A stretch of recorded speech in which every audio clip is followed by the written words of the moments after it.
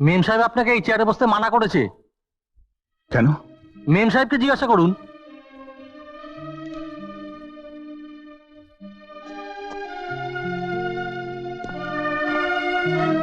মেয়ে কামিন।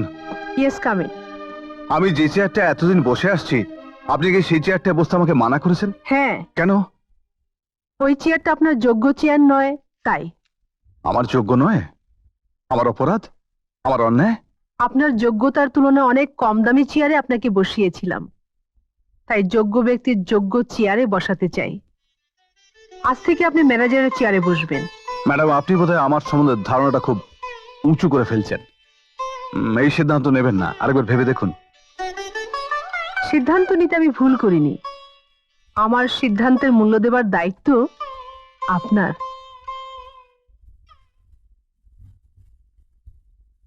নে, দায়িত্বটা পালন করতে পারলে আরো বেশি টাকা পাবি। কাজ হয়ে যাবে বস। যা।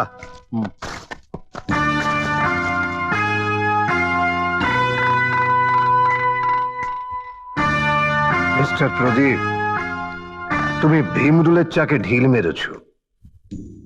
এবার বুঝতে পারবে আমি কে, কি আমি করতে পারি।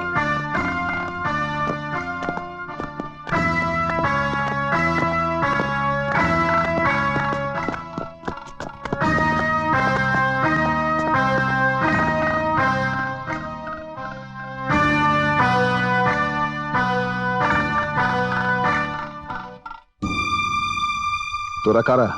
কলকাতার মস্তান। তা আমার কাছে কি চাস? এই মুহূর্ত থেকে তুমি আর অফিস যেতে পারবে না। আচ্ছা, যদি যাই? তাহলে আমাদের কাজ আমাদেরই করতে হবে।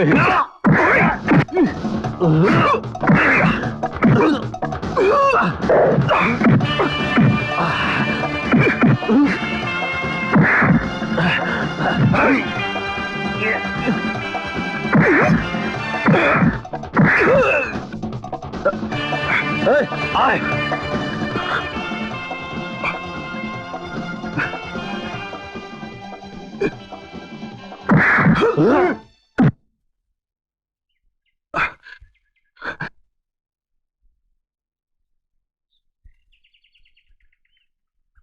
এটা হলো প্রথম ডোজ। এই ওষুধে কাজ না হলে নিমতলা শ্মশান পাঠাবো।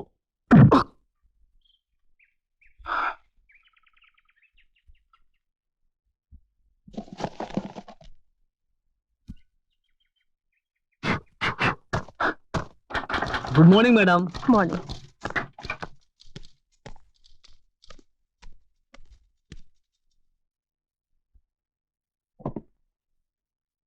নতুন ম্যানেজার সাহেব অফিসে আসেননি ম্যাম সাহেব? আসেনি? যে মানুষটা কোনোদিন অফিস কামাই করে না, সেই বেলা 2:30 পর্যন্ত অফিস এলো না? কোনো অসুখ বিসুখ করেছে হয়তো। তাহলে অফিসে একটা খবর তো দেবে। ঠিক আছে, তুমি যাও। জি ম্যাম সাহেব।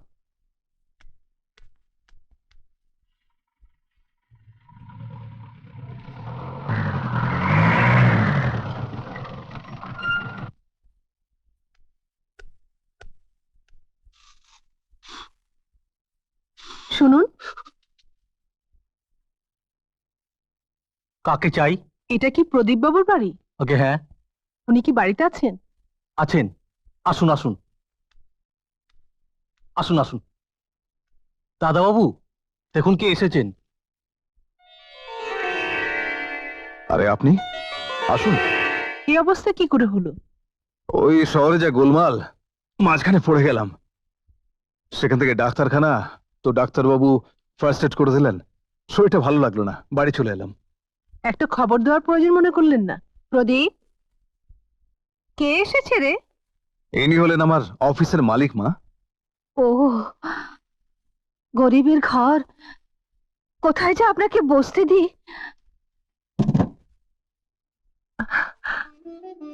মায়ের আঁচল সন্তানের মুখ মুছে দেবার জন্য, কারো বসার চেয়ার মুছে দেবার জন্য নয়।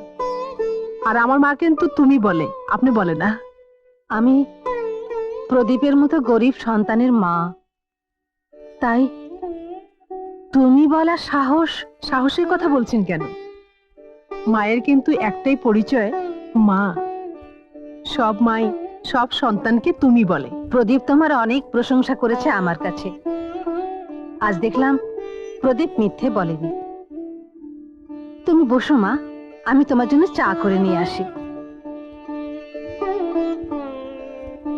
আমি প্রশংসা করার মতো আপনার সাথে কি এমন ব্যবহার করেছি বলুন তো? শুনতে চান? হুম, শুনলে খুশি হবেন তো? হুম। এই তো আজকের ঘটনাটি ধরুন না, আমি অফিস যাচ্ছিলাম, রাস্তা গোলমাল হলো, অফিস যেতে পারলাম না, বাড়ি চলে এলাম।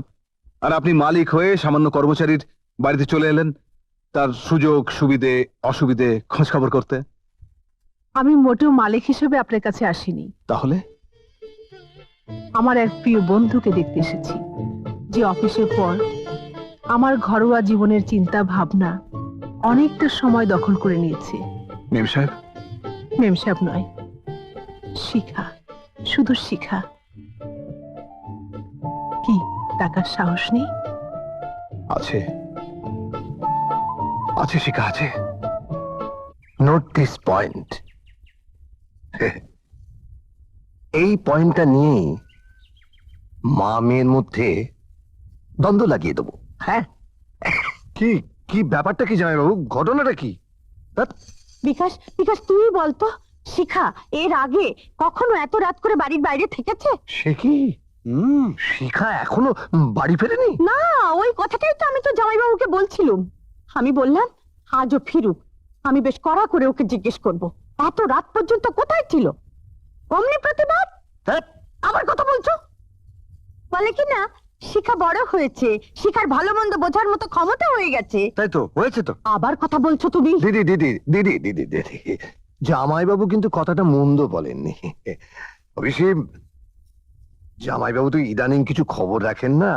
হ্যাঁ, আমাদের অফিসের চাকর প্রদীপ, ওর সঙ্গে এখন শিখা বেশি মেলামেশা কি করছে। বলছিস বিকাশ? প্রদীপের সঙ্গে মেলামেশা মানে?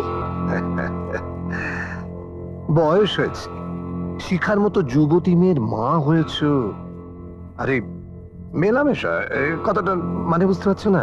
তুই তুই সত্যি বলছিস? দিদি, ছোট লোকের বাড়ির নোংরা ময়লা গন্ধটা যেদিন শিখার দামি জুতোর ভেতর দিয়ে তোমার নাকে এসে লাগবে, সেদিনই এর সত্যি মিথ্যেটা জানতে পারবে।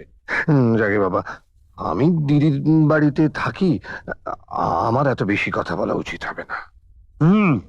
এই বুদ্ধিটা তোমার থাকলে তুমি মা মেয়ের মধ্যে ঝগড়া বাঁধাতে আসতে না। তুমি আর একটি কথাও বলবে না। যাও, নিজে ঘরে যাও।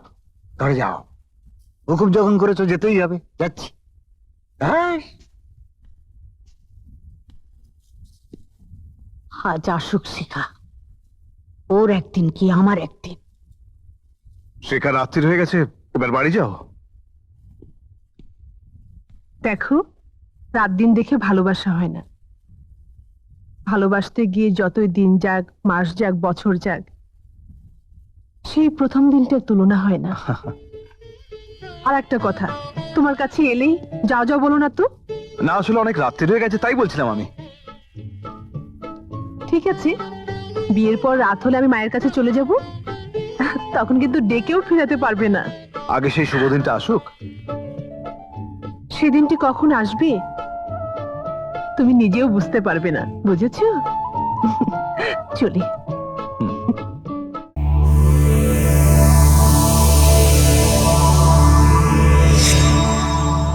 এরকম আরো অনেক সিনেমা দেখতে হলে ডাউনলোড করুন ক্লিক অ্যাপ।